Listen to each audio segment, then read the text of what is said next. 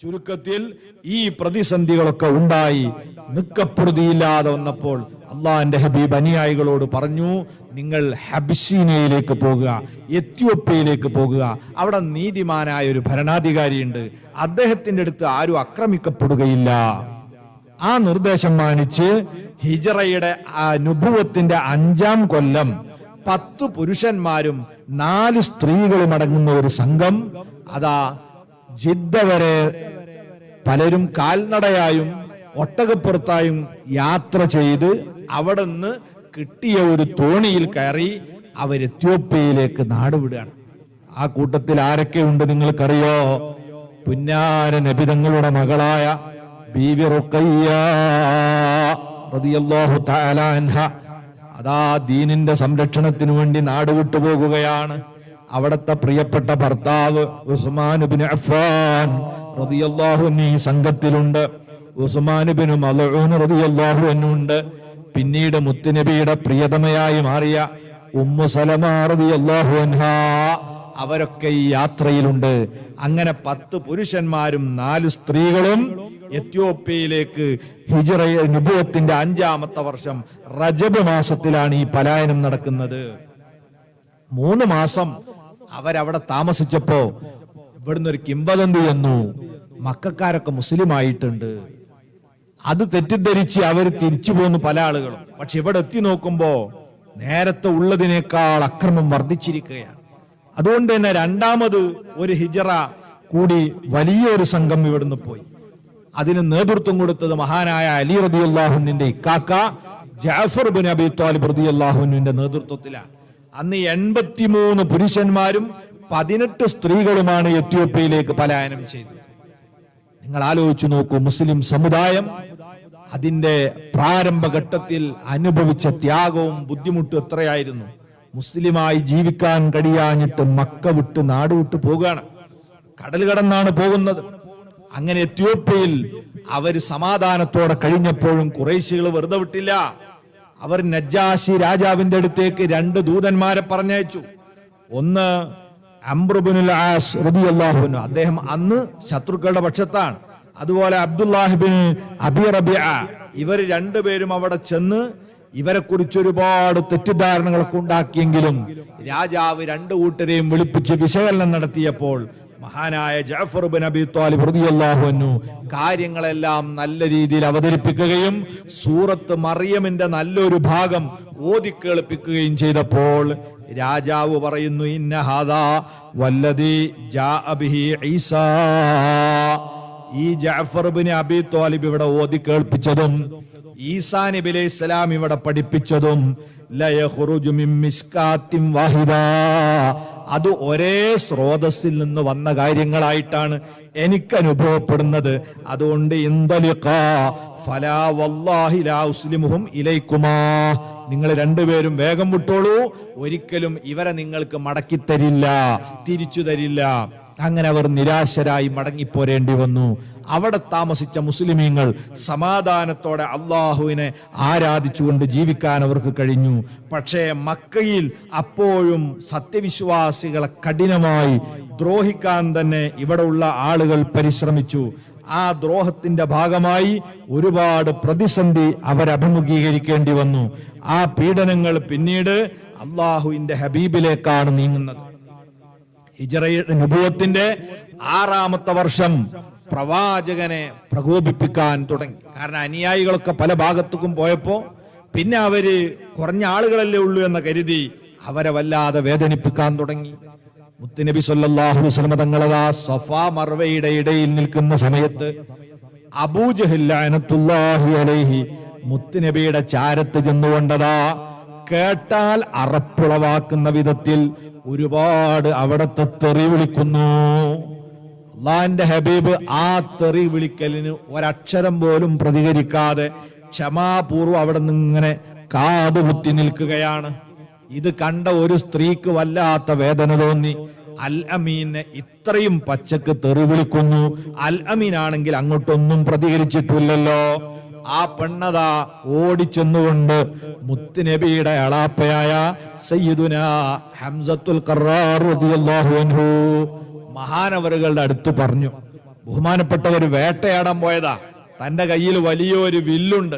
ആ വില്ലിൽ ഒരു വേട്ടമൃഗത്തെയും കൊളുത്തി തോളിലിട്ട് ഇങ്ങനെ വരുമ്പോഴാണ് ഈ പെണ്ണുങ്ങൾ എന്ന് പറയുന്നത്, നിങ്ങളെ സഹോദരപുത്രനായ അൽ അമീനിനെ, അതാ അംർ ബിൻ ഹിശാം എന്നാണ് അബൂജഹലിന്റെ പേര്, ആ അംർ ബിൻ ഹിശാം വല്ലാതെ തെറി വിളിച്ചു. അപ്പം ഹംസ റളിയല്ലാഹു അൻഹു ചോദിച്ചു, അല്ല എന്നിട്ട് അൽ അമീൻ എന്തേ പ്രതികരിച്ചത്? ഒന്നും പ്രതികരിച്ചില്ലൊക്കെ കേട്ടിരുന്നിട്ടേ ഉള്ളൂ. അന്ന് ഹംസ റളിയല്ലാഹു അൻഹു ഇസ്ലാം സ്വീകരിച്ചിട്ടില്ല. പക്ഷേ ഹംസ റളിയല്ലാഹു അൻഹുവിന് ഇത് കേട്ടപ്പോൾ രക്തം തിളച്ചു. എന്റെ സഹോദരപുത്രനെ എന്തിനാണ് അയാൾ ചീത്ത പറഞ്ഞത്? ആ വേട്ടമൃഗത്തെ അവിടെ വെച്ചു. ആ വില്ലുമെടുത്ത് നേരെ ചെന്ന് കഅബയുടെ മുറ്റത്ത് പ്രമുഖ നേതാക്കളോടുകൂടെ ഇരിക്കുകയായിരുന്ന മക്കയിലെ ഖുറൈശികളുടെ ഏറ്റവും പ്രമുഖനായ നേതാവായ അബൂജഹലിന്റെ തലയിലേക്ക് ആ വില്ലുകൊണ്ടൊരൊറ്റ അടിയാണ് മഹാനായ ഹംസ റളിയല്ലാഹു അൻഹു. ആ അടി കൊണ്ടതാ ചോര തെറിച്ചുപോയി. എന്നിട്ട് ബഹുമാനപ്പെട്ടവർ ചോദിക്കുന്നു, അതസ്തിമുഹു വഅന അലാ ദീനിഹി, ഇനി നീ മുഹമ്മദിനെ ചീത്ത വിളിക്കുമോ? ഞാനും ആ മുഹമ്മദിന്റെ മതത്തിൽ തന്നെയാണ്. ദീനി ദീനു മുഹമ്മദിൻ ഇൻ കുന്തും സാദിഖീൻ ഫംനഉനി, ഞാനും ഇനി മുഹമ്മദിന്റെ മതമനുസരിച്ച് ജീവിക്കാൻ തീരുമാനിക്കുകയാണ്. പറ്റുമെങ്കിൽ ധൈര്യമുണ്ടെങ്കിൽ നിങ്ങളൊന്ന് തടയൂ. ഹംസ റളിയല്ലാഹു അൻഹു ധീരനാണ്, ആരോഗ്യവാനാണ്, ആരെയും കൂസാത്ത ധൈര്യശാലിയാണ്. മഹാനവറുകൾ അവിടുന്ന് ശക്തമായി വെല്ലുവിളിച്ചു. എന്നിട്ടതാ അവിടെ വെച്ച് കഅബയെ നോക്കിക്കൊണ്ട് അവിടുന്ന് അല്ലാഹുവിനെ സ്തുതിച്ചു. ഹമിത്തുല്ലാഹ ഹീന ഹദാ ഫുആദി ഇലൽ ഇസ്ലാമി വദ്ദീനിൽ ഹനീഫി, എന്റെ ഹൃദയത്തിലേക്ക് ഇസ്ലാമിന്റെ വെളിച്ചമിട്ട് തന്ന അള്ളാഹുവിന് സർവസ്തുതിയും എന്നവിടെ വെച്ച് പ്രഖ്യാപിക്കുകയാണ്. അങ്ങനെ ഹംസ റളിയല്ലാഹു അൻഹുവിന്റെ ഇസ്ലാമാശ്ലേഷണം ഉണ്ടാകുന്നത് എന്തിന്റെ പേരിലാ? അള്ളാഹിന്റെ നിർദ്ദേശം മാനിച്ചതാണ്. ഇദ്ഫഉ ബില്ലത്തി ഹിയ അഹ്സൻ, നിങ്ങൾ തിന്മയെ നന്മ കൊണ്ട് പ്രതിരോധിച്ചാൽ ഫഇദല്ലദീ ബൈനക വബൈനഹു അദാവ കഅന്നഹു വലിയുൻ ഹമീം. പ്രവാചകന്റെ മതം സ്വീകരിക്കാതെ മാറി നിന്നിരുന്ന ഹംസ റളിയല്ലാഹു അൻഹു ദീനിലേക്ക് വന്നത് പ്രവാചകൻ തിന്മയെ നന്മ കൊണ്ട് പ്രതിരോധിച്ചതുകൊണ്ടാ. തെറിക്കു പകരം തെറിയാണെങ്കിൽ, വാളിനു പകരം വാളാണെങ്കിൽ, അക്രമത്തിനു പകരം അക്രമമാണെങ്കിൽ ഒരിക്കലും ഒരു പ്രത്യയശാസ്ത്രത്തെ വളർത്തിയെടുക്കാൻ കഴിയില്ല. സ്നേഹം കൊണ്ടായിരുന്നു പ്രവാചകന്റെ പ്രബോധനം. നിങ്ങൾ ആലോചിച്ചു നോക്കൂ. അവിടുന്നതാ അത് കഴിഞ്ഞ് അതേ ഹിജ്റ നുബുവത്തിന്റെ 6ാമത്തെ വർഷം മറ്റൊരു സംഭവം ഉണ്ടായി. മഹാനായ സയ്യിദുന ഉമറുൽ ഫാറൂഖ് റളിയല്ലാഹു അൻഹു മക്കയിലെ ഏറ്റവും ധീരനായ ചെറുപ്പക്കാരനാണ്. മുത്തുനബി ആ ചെറുപ്പക്കാരനെ നോട്ടമിട്ടു. അദ്ദേഹത്തെ ഇസ്ലാമിന് ലഭിക്കുകയാണെങ്കിൽ അതൊരു വലിയ മുതൽക്കൂട്ടാകും. പക്ഷേ എങ്ങനെ കിട്ടും? നബിതങ്ങളുടെ കഠിന വിരോധിയാണ്. കണ്ടാൽ കൊന്നുകളയാൻ മാത്രമുള്ള ദേശത്തോടെ നടക്കുന്നയാളാണ്. പക്ഷേ തന്റെ യജമാനനായ റബ്ബിനോട് അല്ലാഹുവിന്റെ ഹബീബ് ദുആ ചെയ്യുകയാണ്, പടച്ചവനെ അല്ലാഹുമ്മ അയ്യിദിൽ ഇസ്ലാമ, ഈ ദീനുൽ ഇസ്ലാമിനെ രണ്ടാലൊരു ഉമറിനെ കൊണ്ട് നീ ശക്തിപ്പെടുത്തണമേ. ഒന്നുകിൽ അബൂജഹല് അല്ലെങ്കിൽ ഉമറുൽ ഫാറൂഖ് റളിയല്ലാഹു അൻഹു. മുത്തുനബിയുടെ മനസ്സിൽ മുൻതൂക്കം ഉമർ ഫാറൂഖ് തങ്ങളോടാണ്. ആ ഒരു പ്രാർത്ഥന അവിടുന്ന് നിർവഹിച്ചിട്ടുണ്ട്. എന്നാൽ തൊട്ടടുത്ത ദിവസം ഈ ഉമർ ഖത്താബ് റളിയല്ലാഹു അൻഹു മുത്തുനബിയെ തലയെടുക്കുമെന്ന് ആക്രോശിച്ചുകൊണ്ട് വാളൂരി ഇറങ്ങിയതാണ്. ആ സമയത്താണ് നുഐം ഇബ്നു അബ്ദുള്ള എന്ന് പറയുന്ന മഹാൻ അദ്ദേഹത്തെ കണ്ടു. എന്നിട്ട് പറഞ്ഞു, ഇന്ന ഖത്നക സഈദ് ബിൻ സൈദിൻ വ ഉഖ്തക ഫാത്തിമ, നിന്റെ പെങ്ങൾ ഫാത്തിമയും അളിയൻ സഈദ് ബിൻ സൈദും അവര് രണ്ടാളും മുസ്ലിമായി മുഹമ്മദിന്റെ മതം സ്വീകരിച്ച വിവരം നീ അറിയോ എന്ന് ചോദിച്ചു. അപ്പോഴാണ് നബിതങ്ങളെടുത്തേക്ക് തലയെടുക്കാൻ പോകുകയായിരുന്ന ഉമർ ഖത്താബ് തങ്ങൾ പെങ്ങളെ വീട്ടിലേക്ക് വെച്ചുപിടിക്കുന്നത്. അവിടെ ചെന്ന് നോക്കുമ്പം അവിടെ നിന്നതാ പരിശുദ്ധ ഖുർആനിന്റെ ഓത്ത് കേൾക്കുകയാണ്. ത്വാഹ മാ അൻസൽനാ അലൈക്കൽ ഖുർആന ലിതസ്ഖാ ഇല്ലാ തദ്കിറതൻ ലിമൻ യഖ്ശാ തൻസീലം മിമ്മൻ ഖലഖൽ അർള വസ്സമാവാത്തിൽ ഉലാ എന്ന് തുടങ്ങുന്ന, ആരെയും ചിന്തിപ്പിക്കുന്ന പരിശുദ്ധ ഖുർആൻ എന്താണെന്ന് പരിചയപ്പെടുത്തുന്ന ഈ ത്വാഹ സൂറത്തിന്റെ ആമുഖത്തിലെ ഏതാനും സൂക്തങ്ങൾ മഹാനവറുകൾ കേൾക്കാൻ ഇടവരുന്നു. പക്ഷെ ആ വന്ന ദേഷ്യത്തിൽ പെങ്ങളെയും അളിയനെയും ഒക്കെ അടിച്ച് ചവിട്ടിയെങ്കിലും അദ്ദേഹത്തിന്റെ മനസ്സിലേക്ക് ഈ വിശുദ്ധ വചനം തുളച്ചു കയറിയിരുന്നു. അവസാനം അവിടെ വെച്ചതാ അദ്ദേഹത്തിന്റെ മനം മാറ്റമുണ്ടാകുന്നു. അവിടെ ഉണ്ടായിരുന്ന ഖബ്ബാബ് ഇബ്നുൽ അറത്തി റളിയല്ലാഹു അൻഹു ആ സമയത്ത് ഉമർ ഖത്താബ് തങ്ങളെ സമീപിച്ചിട്ട് പറഞ്ഞു, തങ്ങളെ, അള്ളാന്റെ ഹബീബ് ദുആ ചെയ്തിട്ടുണ്ടായിരുന്നു, രണ്ടാലൊരു ഉമറിനെ കൊണ്ട് ദീനിനെ ശക്തിപ്പെടുത്തണമേ, അതുകൊണ്ട് നിങ്ങളെ ഹൃദയത്തിന് അള്ളാഹു വെളിച്ചം തന്നിട്ടുണ്ട്, നമുക്ക് പോകാം. അങ്ങനെ അതാ മുത്തുനബി സ്വഫാ കുന്നിന്റെ ചേരയുള്ള ഒരു ചെറിയ വീടാണ് ദാറുൽ അർഖം, അർഖം റളിയല്ലാഹു അൻഹുവിന്റെ വീട്. അവിടെ രഹസ്യമായിരുന്നാണ് അവിടുത്തെ പ്രബോധനവും ക്ലാസ്സും ഒക്കെ നടക്കുന്നത്. ആ സ്ഥലത്തേക്ക് മഹാനായ ഉമർ ഖത്താബ് തങ്ങളെയും കൂട്ടി പുറപ്പെടുകയാണ്. അങ്ങനെ ഉമർ റളിയല്ലാഹു അൻഹു വരുന്നു എന്ന വിവരം അറിഞ്ഞ് ആളുകളൊക്കെ പേടിച്ചു. ഉമർ റളിയല്ലാഹു അൻഹു മുത്തുനബിന്റെ തലെടുക്കാൻ ഇറങ്ങിയിട്ടുണ്ട് എന്നുള്ള വാർത്ത നേരത്തെ പരന്നതാണ്. എന്നാൽ ഇപ്പോൾ നബിതങ്ങൾ ഒളിഞ്ഞിരിക്കുന്ന അല്ലെങ്കിൽ രഹസ്യപ്രബോധനം നടത്തുന്ന വീടിന് നേരെ ഉമർ ഖത്താബ് വരുന്നുണ്ടെന്നറിഞ്ഞപ്പോൾ വാതിലിന്റെ മുൻനിരയിൽ തന്നെ മഹാനായ ഹംസത്തുൽ ഖർറാർ റളിയല്ലാഹു അൻഹു നിലയുറപ്പിച്ചു. ഉമർ റളിയല്ലാഹു അൻഹു വന്നു എന്നറിഞ്ഞപ്പോൾ മുത്തുനബി പറഞ്ഞു, അദ്ദേഹത്തെ ഇങ്ങോട്ട് കടത്തിവിട്ടോളൂ. അങ്ങനെ മഹാനായ ഹംസ റളിയല്ലാഹു അൻഹു, അലി റളിയല്ലാഹു അൻഹു അടക്കമുള്ള ആളുകളൊക്കെ അദ്ദേഹത്തെ പിടിച്ച് ഇങ്ങനെ ഒതുക്കിക്കൊണ്ടാണ് റസൂലുള്ളാഹിന്റെ അടുത്ത് കൊണ്ടുവരുന്നത്. നബിതങ്ങൾ പറഞ്ഞു, നിങ്ങളൊക്കെ പിടുത്തം വിട്ടോളൂ. എന്നിട്ട് മഹാന്റെ ആ നടുഭാഗത്ത് പൊക്കിളിന്റെ ഭാഗത്ത് വസ്ത്രത്തെ ഇങ്ങനെ കൂട്ടിപ്പിടിച്ചിട്ട് അള്ളാന്റെ ഹബീബ് പറഞ്ഞു, നിങ്ങൾ ഷഹാദത്ത് കലിമ ചൊല്ലിക്കോളൂ. ഉടനെ തന്നെ അവിടെ വെച്ച് മഹാനായ ഉമർ ഖത്താബ് റളിയല്ലാഹു അൻഹു ചൊല്ലുന്നു, അശ്ഹദു അല്ലാ ഇലാഹ ഇല്ലല്ലാഹു വ അശ്ഹദു അന്ന മുഹമ്മദർ റസൂലുള്ളാഹ്. ഈ ഒരൊറ്റ ഷഹാദത്തിന്റെ ശബ്ദം കേട്ടപ്പോൾ അവിടെ ഉണ്ടായിരുന്ന വിശ്വാസികൾ പരിസരം മറന്നുകൊണ്ട് ഒരൊറ്റ തക്ബീർ, അല്ലാഹു അക്ബർ. വിജനമായ ആ ശാന്തമായ മക്കയുടെ താഴ്വാരം ആ തക്ബീർ ധ്വനികളാൽ പ്രകമ്പനം കൊണ്ടുവന്നാണ്. ആവേശപരമായ തക്ബീർ മുഴക്കി. ഉടനെ തന്നെ മഹാനായ ഉമർ ഖത്താബ് തങ്ങൾ ചോദിച്ചു, അല്ല നബിയെ, നിങ്ങളുടെ ഈ പ്രസ്ഥാനം സത്യപ്രസ്ഥാനല്ലേ? നബി തങ്ങൾ പറഞ്ഞു, അതെ. എന്നാ പിന്നെന്തിനാ നിങ്ങൾ ഇവിടെ രഹസ്യമായി ഒളിച്ചിരിക്കുന്നത്? അതുകൊണ്ട് വരൂ, നമുക്ക് പോകാം. അങ്ങനെ ഉമർ ഖത്താബ് തങ്ങൾ മുത്തുനബിയെ കൂട്ടിയിട്ട് ഇറങ്ങാണ്. ഏകദേശം 40ഓളം ആളുകൾ അവിടെ ഉണ്ടായിരുന്നു. ഇവരെ 2 ലൈനാക്കി ഒരു പ്രകടനം. അവര് നേരെ പോകുന്നു വിശുദ്ധ കഅബയിലേക്ക്. മുൻനിരയിൽ ഹംസ റളിയല്ലാഹു അൻഹു ഉണ്ട്, ഉമറുൽ ഫാറൂഖ് തങ്ങളുണ്ട്, മുത്തുനബിയുണ്ട്. ബാക്കിയുള്ളവർ അണിയണിയായി പിന്നിൽ അണിനിരന്നിട്ടുണ്ട്. അവര് നേരെ കഅബത്തിന്റെ സമീപത്ത് ചെന്നുകൊണ്ടതാ പരസ്യമായി തവാഫ് ചെയ്യുന്നു. ശത്രുക്കള് ഞെട്ടി വിറച്ചുപോയി. ഈ സന്ദർഭത്തിലാണ് അള്ളാന്റെ ഹബീബ് പേര് വിളിക്കുന്നു, ഉമറുൽ ഫാറൂഖ്.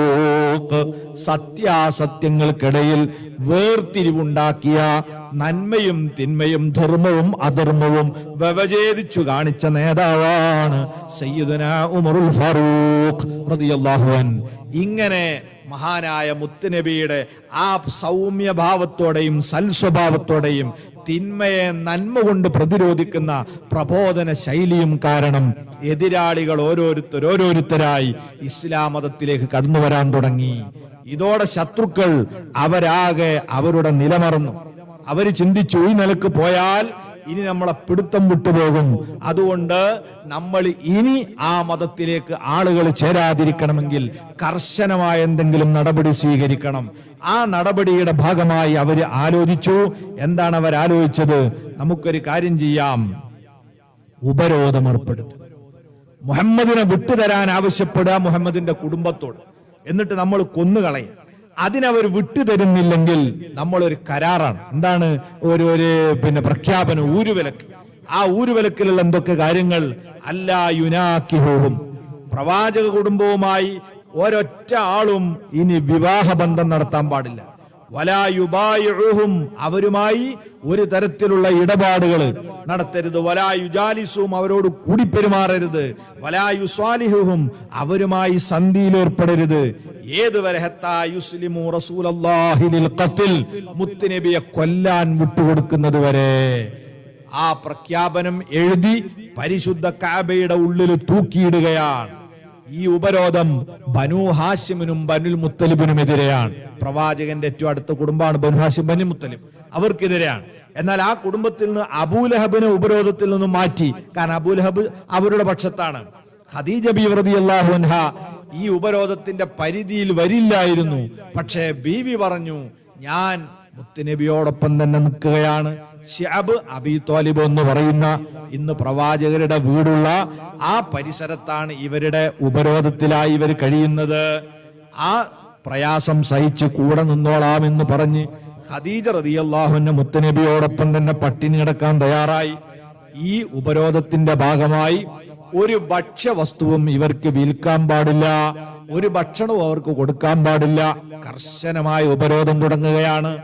നുബുവത്തിന്റെ 7ാമത്തെ വർഷത്തിൽ ആ ഭീകരമായ തീരുമാനം ചരിത്രത്തിൽ തുല്യതയില്ലാത്തതാണ്. പല ആളുകൾക്കും പലതരത്തിലുള്ള ഉപരോധം ഉണ്ടായിട്ടുണ്ട്. എന്നാൽ ആഹാരം കൊടുക്കരുത് എന്ന് പറഞ്ഞിട്ടുള്ള ഒരു ഉപരോധം അത് നബി സല്ലല്ലാഹു അലൈഹി വസല്ലം തങ്ങൾക്കേ ഉണ്ടായിട്ടുള്ളൂ. അതിനാൽ തന്നെ പ്രവാചകരുടെ കുടുംബം ഈ 3 വർഷക്കാലയളവിൽ ഒരു റൊട്ടി പോലും വാങ്ങി കഴിക്കാൻ പറ്റാത്ത അവസ്ഥയിലായി. കുന്നിന്റെ താഴ്വരയിൽ നിന്ന് കിട്ടുന്ന ചെറിയ പുൽച്ചെടികളും അതിന്റെ താഴെ ഉണ്ടാകുന്ന ചെറിയ കിഴങ്ങുകളും ഇത് മാത്രം ഭക്ഷിച്ചതിന്റെ പേരിൽ പ്രവാചക കുടുംബങ്ങളുടെ വിസർജ്യ വസ്തുക്കൾ കന്നുകാലികളുടെ വിസർജ്യങ്ങൾക്ക് സമാനമായിരുന്നു എന്ന് ചരിത്രകാരന്മാര് രേഖപ്പെടുത്തിയത് കാണാം. രാത്രിയായാൽ അതാ ചെറിയ മക്കള് വിശന്നിട്ട് നിലവിളിച്ച് കരയുകയാണ്. ഉമ്മമാരുടെ സ്തനത്തിലൂടെ പാലിന് പകരം ചുരത്തുന്നത് രക്തമാണ്. രാത്രിയുടെ ആ ശാന്തതയിൽ മക്കയുടെ താഴ്വാരത്തതാ പ്രതിധ്വനിക്കുന്നത് ചെറിയ കുട്ടികളുടെ പട്ടിണി കിടന്നിട്ടുള്ള വലിയ വലിയ അട്ടഹാസമാണ്. ഈ അട്ടഹാസം കേൾക്കാൻ പുതിയ തലമുറയിലെ ചെറുപ്പക്കാർക്ക് കഴിഞ്ഞില്ല. അവർ പ്രതിഷേധ ജ്വാല തന്നെ ഉയർത്തി. ചെറുപ്പക്കാരായ ആളുകൾ ഈ കാരണവന്മാരെ ക്രൂരതക്കെതിരെ പ്രതിഷേധിച്ചു. അവര് ഏതായിരുന്നാലും അബൂ ത്വാലിബ് വാപ്പ അബ്ദുൽ മുത്തലിബ് തങ്ങളുടെ വസിയത്ത് മാനിച്ചുകൊണ്ട് എല്ലാ പട്ടിണിയും സഹിച്ച് നബി തങ്ങൾക്ക് സംരക്ഷണം കൊടുത്ത് അവിടുന്ന് കൂടെ തന്നെ നിൽക്കുന്നുണ്ട്. അബൂ ത്വാലിബിനോട് അള്ളാന്റെ ഹബീബ് പറഞ്ഞു, കാബത്തിന്റെ ഉള്ളില് അവരെഴുതി വെച്ച സാധനം ചെതല് തിന്നുപോയിട്ടുണ്ട്. അവിടെ അല്ലാഹുമ്മ എന്ന അള്ളാന്റെ പേരൊഴിച്ച് ബാക്കിയൊക്കെ ചെതല് തിന്നിട്ടുണ്ട്. റസൂലുള്ളാഹി സ്വല്ലല്ലാഹു അലൈഹി വസല്ലം തങ്ങൾ അവരാരും കാബത്തിന്റെ അകത്തേക്ക് കടത്തിയിട്ടില്ല, കടക്കാണ്ടെന്ന് പറ്റൂല. അപ്പൊ ഉള്ളിലുള്ള സംഗതി നബിതങ്ങൾ പറഞ്ഞിട്ടുണ്ട് എന്ന് നബിതങ്ങൾ ഖുറൈശികളോട് പറഞ്ഞു. അപ്പൊ ഖുറൈശികൾ ചോദിച്ചു, അതുണ്ടെങ്കിൽ നമ്മൾ നോക്കാലോ, മോന്റെ പ്രവചനം ശരിയാണോ നോക്കാലോ എന്ന് പറഞ്ഞ് കാബം തുറന്നു നോക്കുമ്പോൾ ആ പറഞ്ഞതുപോലെ അല്ലാഹുമ്മ എന്ന ബിസ്മിക അല്ലാഹുമ്മ എന്ന പേരൊഴിച്ച് ബാക്കി മുഴുവനും ചെതലരിച്ചു പോയിട്ടുണ്ട്. അത് എഴുതി കൊടുത്ത ആളുണ്ടായിരുന്നു, അയാളെ കയ്യതാ കുഴഞ്ഞുപോയി. അയാൾക്ക് പിന്നെ ആ കൈ കൊണ്ട് വേറൊന്നും എഴുതാൻ കഴിഞ്ഞിട്ടില്ല. അങ്ങനെ നുബുവത്തിന്റെ 10ാമത്തെ കൊല്ലം വന്നപ്പോൾ 3 കൊല്ലത്തെ ശക്തമായ ഉപരോധത്തിന് ശേഷം നിവൃത്തിയില്ലാതെ ആ ഉപരോധം അവർ പിൻവലിച്ചു. അപ്പോഴേക്ക് വന്യവയോധികനായ അബൂ ത്വാലിബ് ആകെ ക്ഷീണിച്ച് എല്ലും തോലുമായിരുന്നു. മുത്തുനബിയോടൊപ്പം ഒട്ടിനിന്ന് തന്റെ സമ്പത്ത് മുഴുവനും ദീനിനു വേണ്ടി ചെലവഴിച്ച മഹദിയായ ഖദീജ റളിയല്ലാഹു അൻഹാ രോഗം ബാധിച്ച് ക്ഷീണിച്ച് കിടപ്പിലായി കഴിഞ്ഞിരുന്നു. അങ്ങനെ അതാ നുബുവത്തിന്റെ 10ാമത്തെ കൊല്ലം ഉപരോധം കഴിഞ്ഞ് പരിശുദ്ധ റമളാൻ മാസം, ആ റമളാനിൽ മഹാനായ അബൂ ത്വാലിബ് അദ്ദേഹം അതാ അവിടെ നിന്ന് വഫാത്താകുകയാണ്, മരണപ്പെടുകയാണ്. അബൂ ത്വാലിബ് മരണപ്പെട്ട് ആ വേദന നബി സല്ലല്ലാഹു അലൈഹി വസല്ലം തങ്ങൾ കുറച്ചൊന്നല്ല അനുഭവിച്ചിട്ടുണ്ട്. കാരണം നമുക്കറിയാം, എല്ലാ എതിർപ്പുകളെയും അവഗണിച്ചുകൊണ്ട് നബി സല്ലല്ലാഹു അലൈഹി വസല്ലം തങ്ങളോടൊപ്പം നിൽക്കാൻ തയ്യാറായ അബൂ ത്വാലിബിന് വല്ലാത്ത കടപ്പാടുണ്ട് നബി തങ്ങൾക്ക് അദ്ദേഹത്തോട്. അതുകൊണ്ട് തന്നെ മരണാസന്നനായ സമയത്ത് നബി തങ്ങൾ ചെന്ന് ഷഹാദത്ത് കലിമ ചൊല്ലാൻ ആവർത്തിച്ചു പറഞ്ഞു. അപ്പോൾ പറഞ്ഞു, ഞാനൊരു ഭീരുവാണ് എന്ന് ഖുറൈശികൾ കരുതിയെങ്കിലോ എന്ന് പറഞ്ഞു ഒഴിയുകയായിരുന്നു. പരസ്യമായി നബി സല്ലല്ലാഹു അലൈഹി വസല്ലം തങ്ങളെ ഷഹാദത്ത് പ്രഖ്യാപിക്കാൻ, അള്ളാന്റെ ദൈവദൂതരാണെന്ന് പറയാൻ, ഏകദൈവ വിശ്വാസം പരസ്യപ്പെടുത്താൻ അദ്ദേഹം കൂട്ടാക്കിയില്ല. അതിൽ മുത്തുനബിക്ക് വലിയ വേദനയുണ്ടായിരുന്നു. റമളാൻ 12-നാണ് ആ സംഭവം നടക്കുന്നത്.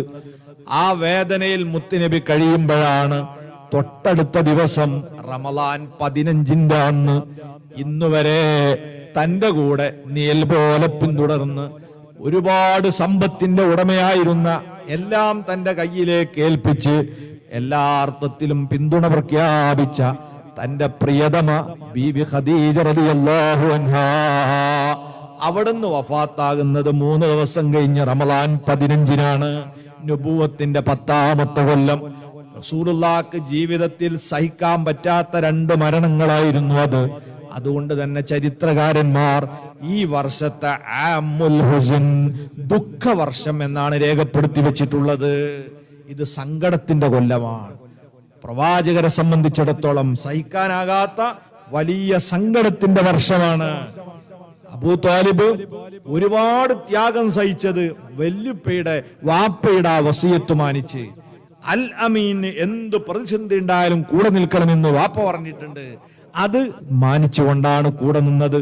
അതുകൊണ്ട് തന്നെ മഹാൻ പറഞ്ഞിരുന്നു, വല്ലാഹി ലൻ യസിലു ഇലൈക ബിജംഇഹിം ഹത്താ ഉവസ്സിദ ഫിത്തുറാബി ദഫീനാ. ഓ മുഹമ്മദേ, താങ്കളെ സമീപത്തേക്ക് എതിരാളികൾക്ക് അടുക്കാൻ കഴിയില്ല, ഞാൻ മണ്ണടയുന്നത് വരെ. അങ്ങനെ ഉറച്ച പിന്തുണ കൊടുത്ത ആളായിരുന്നു. ആ 2 താങ്ങും തണലും തനിക്ക് നഷ്ടപ്പെട്ടപ്പോൾ മുത്തുനബിക്ക് വല്ലാത്ത അനാഥത്വം തോന്നുകയാണ്. തനിക്ക് ആരുമില്ലാത്തൊരവസ്ഥ വരികയാണ്. ഇതോടെ ശത്രുക്കൾ ആക്രമണത്തിന്റെ മൂർച്ച വർദ്ധിപ്പിച്ചു. അവര് പിന്നെ നബിതങ്ങൾക്ക് സാന്ത്വനം നൽകാൻ, പുറത്തു നിന്ന് വരുന്ന പ്രയാസങ്ങളെ പ്രതിരോധിക്കാൻ അബൂ ത്വാലിബ് ഉണ്ടായിരുന്നുവെങ്കിൽ, വീട്ടിലെത്തിയാൽ ആശ്വസിപ്പിക്കാൻ ഭാര്യ ഉണ്ടായിരുന്നുവെങ്കിൽ, അത് രണ്ടും നഷ്ടപ്പെട്ടതോടുകൂടി ഇവരതാ കഠിനമായ ആക്രമണങ്ങൾക്ക് തുടക്കം കുറിക്കുകയാണ്. അതിന്റെ ഭാഗമായി പ്രവാചകരെ ടൗണിൽ വെച്ചും ചന്തയിൽ വെച്ചും അതുപോലെ തന്നെ മറ്റ് ഹജ്ജ് വേളകളിൽ വെച്ചൊക്കെ ശല്യം ചെയ്യാൻ തുടങ്ങുകയാണ്. അവിടൊക്കെ നബിതങ്ങൾ പ്രബോധനത്തിന് പോകും, അങ്ങാടിയിൽ ആള് കൂടുന്ന സ്ഥലത്ത് വെച്ച്. അതേപോലെ തന്നെ പരിശുദ്ധ കാബം തവാഫ് ചെയ്യാൻ വരുന്നവരെ, ഹജ്ജ് ചെയ്യാൻ വരുന്നവരെ ദീനുൽ ഇസ്ലാമിലേക്ക് ക്ഷണിച്ചുകൊണ്ട് ഹ്രസ്വമായ സന്ദേശങ്ങൾ കൈമാറുമ്പോൾ അവരതാ ശത്രുക്കൾ വരും. എന്നിട്ട് അബൂലഹബിനെ ഇറക്കും, മൂത്താപ്പനെ. മുത്തുനബി പ്രസംഗിച്ചു പോയാൽ ഉടനെ അവിടെ അബൂലഹബ് എന്ന് പ്രസംഗിക്കും. എന്താ പറയാ? ഇന്നഹു സ്വാബിയും കാദിബുൻ, ഇവൻ മതം മാറിയ ആളാണ്, കള്ളനാണ്, എന്റെ കുടുംബക്കാരനാണ്, ഇവൻ എനിക്ക് പണ്ടേ അറിയുന്നതാണ് എന്നൊക്കെ പറഞ്ഞ് റസൂലുള്ളാഹിനെ ഇകഴ്ത്തിക്കൊണ്ട് സംസാരിക്കാൻ അബൂലഹബിനും കൂട്ടിയിട്ട് ആ ശത്രുക്കൾ വരിക. ചില ഉസ്താദുമാരുടെ ചീത്ത പറയാൻ വേണ്ടി ശിഷ്യന്മാരെ തന്നെ ശത്രുക്കൾ ഇറക്കാറുണ്ടല്ലോ. ഇതേപോലെ അന്ന് തന്നെ നബിതങ്ങൾക്കെതിരെ സ്വന്തം കുടുംബത്തിൽ നിന്നാണ് ആളെ ഇറക്കുന്നത്. അങ്ങനെ അതാ നബിതങ്ങൾ നടന്നു പോകുമ്പം തലയിലേക്ക് ചിലർ മണ്ണ് വാരിയിടുന്നു. വീട്ടിലേക്ക് കയറി വരുന്ന മുത്തുനബിയുടെ കുപ്പായത്തിലും തലയിലും ഒക്കെ മണ്ണ് കാണുമ്പോ അവിടുത്തെ പെൺമക്കൾ അതിങ്ങനെ തട്ടിക്കൊടുത്തിട്ട് അവിടുന്ന് സങ്കടപ്പെട്ട് കരയും. അപ്പൊ മുത്തുനബി പറയുന്നത് ഇന്നയാള് വലിച്ചെറിഞ്ഞാള് മറ്റേയാള് വാരി എറിഞ്ഞതാണ്. എത്രത്തോളം അൽ ബിദായത്തു വൻ നിഹായയിൽ കാണാം, വീട്ടില് പാചകം ചെയ്യാൻ ഉള്ള പാത്രങ്ങൾ കഴുകി വെച്ചാൽ അതിൽ വിസർജ്യ വസ്തുക്കൾ കൊണ്ടിട്ട് കളയും. ഇത്ര വലിയ ശല്യം പ്രവാചകന്റെ കുടുംബത്തിന് നേരെ ഈ 2 മഹാന്മാരെ മരണത്തിന് ശേഷം ഇവർ ചെയ്യാൻ തുടങ്ങി. ഉഖബത്ത് ബിൻ അബീ മുഅയ്ത് മുത്തുനബി നിസ്കരിക്കുന്ന സമയത്ത് കഴുത്തിലെ മുണ്ടിട്ട് മുറുക്കി കൊല്ലാൻ ശ്രമിച്ചു. അബൂബക്കർ സിദ്ദീഖ് റളിയല്ലാഹു അൻഹുവാണ് ആ സമയത്ത് വന്നിട്ട് രക്ഷപ്പെടുത്തുന്നത്. ഒട്ടകത്തിന്റെ ചീഞ്ഞളിഞ്ഞ കുടൽമാല ആ ശരീരത്തിലേക്ക് വാരിയെറിയാൻ വേണ്ടിയുള്ള ശ്രമം നടന്നു. ഇങ്ങനെ നബി സല്ലല്ലാഹു അലൈഹി വസല്ലം തങ്ങളെ നേരിട്ട് ശാരീരികമായി പീഡിപ്പിക്കാനുള്ള സാഹചര്യം ഈ 2 താങ്ങും തണലും നഷ്ടപ്പെട്ടതിന് ശേഷമാണ് റസൂലുള്ളാഹി സ്വല്ലല്ലാഹു അലൈഹി വസല്ലം അനുഭവിക്കേണ്ടി വന്നിട്ടുള്ളത്. അങ്ങനെയുള്ള പ്രയാസങ്ങളും പ്രതിസന്ധികളൊക്കെ ആയി ഭാര്യ വഫാത്തായി. ആ സമയത്ത് മുത്തുനബിക്ക് പെൺമക്കളാണ് ബാക്കിയുള്ളത്. ആ കുട്ടികൾക്ക് ഒരു അത്താണി വേണ്ടേ? അങ്ങനെയാണ് അവിടുത്തെ ജീവിതത്തിലേക്ക് ഒരു പെൺകുട്ടി കൂടി കടന്നു വരുന്നു. അതാരാണ്? സൗദാ ബിൻത് സംആ റളിയല്ലാഹു അൻഹാ. സൗദാ ബീവി നബിതങ്ങളെക്കാൾ പ്രായമുള്ള ആളാ. 60 വയസ്സിന്റെ മേലെ പ്രായമുണ്ട് നബിതങ്ങൾക്ക്. ഖദീജ ബീവി വഫാത്താകുന്ന സമയത്ത് 50 വയസ്സാണ്. ഖദീജ ബീവിക്ക് 65 വയസ്സാകുമ്പോഴാണ് ഖദീജ ബീവി വഫാത്താകുന്നത്. ഖദീജ ബീവി വഫാത്തായതിനു ശേഷം നബിതങ്ങൾ വിവാഹം ചെയ്യുന്നത് ആരെയാണ്? സൗദാ ബിൻതു സംആ എന്ന് പറയുന്ന മഹദിയാണ്. ആ മഹദി സക്രാനുബിന് അംർ എന്ന് പറയുന്ന ഭർത്താവിന്റെ കൂടെയായിരുന്നു. അവര് എത്യോപ്യയിലേക്ക് ഹിജ്റ പോയ ആളാണ്. അവിടെ വെച്ച് ഭർത്താവ് മരണപ്പെട്ടു. ശേഷം നാട്ടിലേക്ക് തിരിച്ചു വന്നു നോക്കുമ്പോ ഒറ്റയായി, കുടുംബക്കാര് സ്വീകരിച്ചില്ല. അങ്ങനെ ആരുമില്ലാതെ ഒരു മുസ്ലിം വനിത സംരക്ഷിക്കാൻ ആളില്ലാതെ നിൽക്കുമ്പോൾ ആ സഹോദരിയെയാണ് അള്ളാഹിന്റെ ഹബീബ് രണ്ടാമത് വിവാഹം കഴിക്കുന്നത്. പ്രവാചകന്റെ ഭാര്യമാരെ കുറിച്ചൊക്കെ പല ആളുകളും വിമർശനം ഉന്നയിക്കാറുണ്ട്. നിങ്ങൾ ആലോചിച്ച് നോക്കൂ, പ്രവാചകന്റെ അവസ്ഥ എന്താണ്. അവിടുത്തെ ഒന്നാമത്തെ ഭാര്യ 65-ാമത്തെ വയസ്സിൽ വഫാത്താകുമ്പം നബി തങ്ങൾക്ക് 50 വയസ്സാണ്. അതുവരെ വേറെ ഒരു ഭാര്യയെ കുറിച്ച് അവിടുന്ന് ചിന്തിച്ചിട്ടില്ല. 50 വയസ്സായപ്പോൾ രണ്ടാമത് വിവാഹം ചെയ്യുന്ന സൗദാബിയുടെ പ്രായം 60 വയസ്സിന്റെ മേലെയാണ്. അവരാണെങ്കിൽ വിധവയാണ്. ആ വിധവയെ വിവാഹം ചെയ്തത് എന്തിനു വേണ്ടിയാണ്? എല്ലാവരും വിവാഹത്തിന് ലൈംഗികത എന്ന് പറയുന്ന ഒരു ലക്ഷ്യം മാത്രം സങ്കല്പിച്ചിട്ടാ പല ആളുകളും വിമർശിക്കുന്നത്. അല്ല, അതിന് പല താല്പര്യങ്ങളുണ്ട്. ഇവിടെ പ്രവാചകന്റെ കുടുംബത്തിന് സംരക്ഷണം കൊടുക്കാൻ, ഈ പെൺമക്കൾക്കൊരു ധൈര്യം പകരാൻ, പ്രവാചകന്റെ പ്രബോധനത്തിന് പിന്തുണ കൊടുക്കാൻ പറ്റിയ ഒരു ഇണ എന്ന നിലക്ക് 60 പിന്നിട്ട സൗദ ബീവിയെ പ്രവാചകൻ ജീവിതത്തിലേക്ക് കൊണ്ടുവരികയാണ്. അങ്ങനെ പ്രവാചകരുടെ പ്രബോധനത്തിന് അവരുടെ പിന്തുണ ലഭിക്കുന്നു. എന്നാൽ നാട്ടിൽ പുറത്തിറങ്ങാൻ പറ്റാത്ത സാഹചര്യം, ശത്രുക്കൾ നാനാഭാഗത്തുനിന്ന് പീഡനങ്ങളുടെ പല രീതിയിലുള്ള പ്രയോഗങ്ങളും നടത്തുന്നു. അപ്പോഴാണ് അള്ളാഹിന്റെ ഹബീബ് ചിന്തിക്കുന്നത്, അവിടത്തേക്ക് മുലപ്പാല് നൽകിയ ഹലീമത്തു സഅദിയ റളിയല്ലാഹു അൻഹയൊക്കെ താമസിക്കുന്ന തോയിഫിന്റെ ഭാഗത്തേക്കൊന്ന് പോയി നോക്കിയാലോ. അവിടെ അബ്ദുയാലിയിൽ മസ്ഊദ് തുടങ്ങിയ അവിടുത്തെ നേതാക്കന്മാരുണ്ട്. ആ നേതാക്കന്മാരെ കണ്ട് അവരഭയം തരുമോ എന്നൊന്ന് ചോദിച്ചാലോ എന്ന് കരുതി മക്കയിൽ ആരോടും പറയാതെ മുത്തുനബി തോയിഫിലേക്ക് ഒരു യാത്ര ചെയ്തു നോക്കി. പക്ഷേ തോയിഫിൽ ചെന്ന് ഈ നേതാക്കളെ കണ്ട് വിവരം പറഞ്ഞപ്പോൾ അറിവില്ലാത്ത ഈ നേതാക്കൾ പറഞ്ഞു, ഇതൊരു ഭ്രാന്തനാണ്. അത് പറഞ്ഞുകൊണ്ടതാ അങ്ങാടിയിലെ തെണ്ടിപ്പിള്ളകളെ കൊണ്ട് കൂക്ക് വിളിപ്പിക്കുന്നു, കല്ലെറിയിപ്പിക്കുന്നു. മുത്തുനബി നിവൃത്തിയില്ലാതെ അവിടെ നിന്ന് തിരിഞ്ഞു ഓടുകയാണ്. ശത്രുക്കൾ പിന്നാലെ വരുന്നു. കല്ല് വലിച്ചെറിഞ്ഞതിനാൽ അവിടുത്തെ കാലിന് പരിക്കേറ്റി ചോര ഒഴുകുകയാണ്. ഓടിയോടി മക്കയുടെ പരിസരത്തുള്ള ഒരു തോട്ടത്തിലേക്ക്, ഒരു മുന്തിരിത്തോപ്പിലേക്ക് മുത്തുനബി ഓടിക്കയറുമ്പോൾ യാദൃശ്ചികമായി അവിടെ അതാ ശൈബയും മുത്തുബയും ഉണ്ട്. മക്കയിലെ പ്രവാചകരുടെ കഠിന എതിരാളികളാണ്. ഈ 2 പേരുടെയും തോട്ടമാണ്, മുന്തിരിത്തോട്ടമാണത്. മുത്തുനബി ആ തോട്ടത്തിലേക്ക് കയറിയതോടുകൂടി ത്വായിഫുകാര് പറഞ്ഞു, ഇനി നിങ്ങൾ അങ്ങോട്ട് കടക്കണ്ട, അത് മുഹമ്മദിന്റെ നാട്ടുകാരെ തോട്ടമാണ്, വേഗം തിരിച്ചു പോന്നാളൂന്ന്. അങ്ങനെ അവരൊക്കെ തിരിഞ്ഞു ഓടി. അള്ളാഹിന്റെ ഹബീബ് ആ തോട്ടത്തിലിരുന്ന് സങ്കടപ്പെട്ടു പ്രാർത്ഥിച്ചു, അല്ലാഹുമ്മ ഇലൈക അശ്കൂ ലഅഫ ഖുവതി വഹവാനി അലന്നാസി യാ അർഹമർ റഹീമീൻ. പടച്ചവനെ, എന്റെ ബലഹീനതയും പ്രതിസന്ധിയും ഞാൻ നിന്റെ മുമ്പിലേക്ക് സമർപ്പിക്കുന്നു. നീ എനിക്ക് പരിഹാരമുണ്ടാക്കി തരണം. മഹാനായ ജിബ്രീൽ അലൈഹി സ്വലാത്തു വസ്സലാം മല കൊണ്ട് ഏൽപ്പിക്കപ്പെട്ട മലക്കിനെയും കൂട്ടി വന്നു. തങ്ങൾ പറയുകയാണെങ്കിൽ ഈ അക്രമകാരികളെ 2 മലയിടുക്കിലിട്ട് ചതച്ചരച്ചു കൊല്ലാൻ ഇതാ തയ്യാറായി മാലാഖമാര് വന്നിട്ടുണ്ട്. അള്ളാഹിന്റെ ഹബീബ് പറഞ്ഞു, വേണ്ട, അവരെ തലമുറയിൽ നിന്ന് ഒരാളെങ്കിലും തൗഹീദിന്റെ വാക്താവായി വരികയാണെങ്കിൽ അതല്ലേ അഭികാമ്യം. കാരുണ്യത്തിന്റെ നേതാഖേദാരമായ അള്ളാഹുവിന്റെ ഹബീബ് റഹ്മത്തുള്ള നബിയാണ്. ഒരാളെയും വെറുതെ നശിപ്പിക്കാൻ അവിടുന്ന് പ്രാർത്ഥിക്കുന്ന പതിവുണ്ടായിട്ടില്ല. അവര് വിവരമില്ലാത്തവരാണ്. അവർക്ക് അള്ളാഹു അറിവ് കൊടുത്ത് അവര് നന്നായാൽ അതല്ലേ നല്ലത്. ഇതാണ് മുഹമ്മദ് മുസ്തഫ സ്വല്ലല്ലാഹു അലൈഹി വസല്ലം. ഏതായിരുന്നാലും ആ തോട്ടത്തിൽ വെച്ച് അദാസ് എന്ന് പറയുന്ന തോട്ടം നടത്തിപ്പുകാരൻ, ആ നടത്തിപ്പുകാരനെ വിളിച്ച് അതാ ശൈബയും ഉതുബയും പറഞ്ഞു, അവർക്ക് അലിവ് തോന്നി, കാലിൽ നിന്ന് ചോരൊഴുകുന്നുണ്ട്, ആകെ വിഷണ്ണനായിട്ടുണ്ട്. അതുകൊണ്ട് ഒരു കുല മുന്തിരി അദ്ദേഹത്തിന് കൊണ്ടുകൊടുക്കാൻ തോട്ടം നടത്തി വരാറുള്ള അദാസിനോട് പറഞ്ഞു. അദാസ് ആ മുന്തിരിയുമായി മുത്തുനബിയുടെ മുമ്പിൽ വന്നു. നബി തങ്ങൾ സന്തോഷത്തോടെ വാങ്ങി ബിസ്മി ചൊല്ലി വായിലിടുന്നത് കണ്ടപ്പോൾ അദാസ് സംഭാഷണം തുടങ്ങി, അല്ല, മക്കയിൽ ഇങ്ങനെ ഒരു പതിവ് നമ്മൾ കണ്ടിട്ടില്ലല്ലോ, നിങ്ങൾ ആരാണ്? മുത്തുനബി അവിടത്തെ പരിചയപ്പെടുത്തി. അദാസിനോട് ചോദിച്ചു, നിങ്ങൾ ആരാണ്? അപ്പൊ നീനവ സ്വദേശിയാണ്. എന്റെ ഒരു സഹോദരൻ ഉണ്ട് അവിടെ, അത് മഹാനായ യൂനുസ് നബി അലൈഹി സ്വലാമാണ്. അപ്പൊ യൂനുസ് നബിനെ നിങ്ങൾ എങ്ങനെ അറിയും? അത് അള്ളാഹിന്റെ നബിയാണ്. ഇങ്ങനെയുള്ള സംഭാഷണത്തിലൂടെ ഇദ്ദേഹത്തിന് നബിതങ്ങൾ അള്ളാഹുവിന്റെ ദൈവദൂതരാണെന്ന് ബോധ്യപ്പെടുകയും അവിടെ വെച്ച് ഈമാൻ കൊള്ളുകയും ചെയ്തു.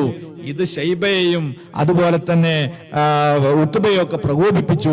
അവര് പറഞ്ഞു, ഇനി മക്കയിലേക്ക് കടക്കാൻ ഞങ്ങൾ സമ്മതിക്കില്ല. അവസാനം മുഹമ്മദ് മുസ്തഫ സ്വല്ലല്ലാഹു അലൈഹി വസല്ലമ തങ്ങൾ അക്ഷരാർത്ഥത്തിൽ ചെകുത്താനും കടലിനും ഇടയിൽ എന്ന് പറയുന്നത് പോലെ മക്കയിലേക്ക് പ്രവേശിക്കാൻ പറ്റുന്നില്ല. എന്നാൽ അവിടുന്ന് ഇങ്ങോട്ട് പുറത്തേക്ക് തോയിഫിലേക്ക് പോകാനും വയ്യ. ഇവർ രണ്ടുപേരും കഠിനമായ വാശി പിടിച്ചു. അവസാനം മുത്തഇം ഇബ്നു അദി എന്ന് പറയുന്ന മാന്യവക്തി അദ്ദേഹം വന്നുകൊണ്ട്, അദ്ദേഹം ഖുറൈശികളുടെ കൂട്ടത്തിൽപ്പെട്ട ആളാണ്, ശത്രുപക്ഷത്തുള്ള ആളാണ്. പക്ഷെ അദ്ദേഹത്തിന്റെ വീട്ടിലേക്ക് മുത്തുനബിയെ കൊണ്ടുപോയി.